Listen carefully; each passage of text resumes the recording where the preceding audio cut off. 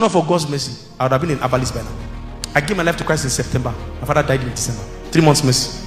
And I was already soaked in the idol worship.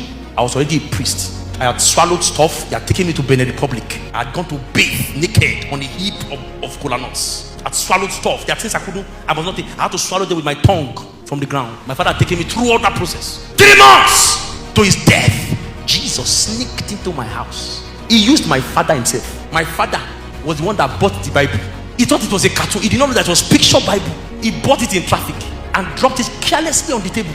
I just carelessly roamed into the living room. I was just going, wait a minute this. I picked the book, sat down, first page, second page, third page. My father was going to die next 3 months. He got to the point where he was carrying cross. The whole living room became cold. I said, hey, I was 14 years old. I said, what happened? I hear this voice. My son, I did this for you. I said, so what do I do? He said, give me your life. Yeah. Me, that was a rascal. Listen to me. I like problem. I like problem. It's Jesus. I went to even learn Kung Fu. I was beating up people in the class. I was collecting people's stuff because I had charms in my waist. I'll just show you one charm. Like, hey, give me where. That was what I was doing. So when I knelt down like that in that living room, I knew that there was nobody else that cannot crack. I began to weep. I said, so what do I do from here? I was hearing one church singing.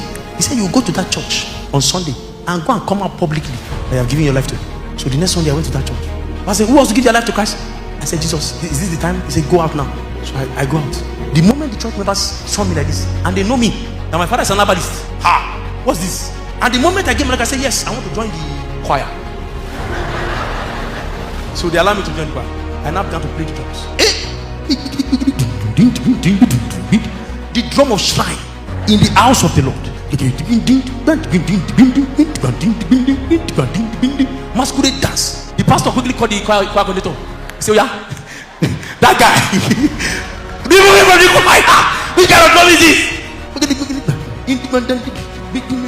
That's the only drum I know. Because I came from this shrine. That was the familiar sound I used to hear. So I brought it into the house of the Lord. But the house of the Lord could not take it. They said, please go back. And I went back to Jesus. I said, Jesus, nobody wants to be my friend. Will you be my friend?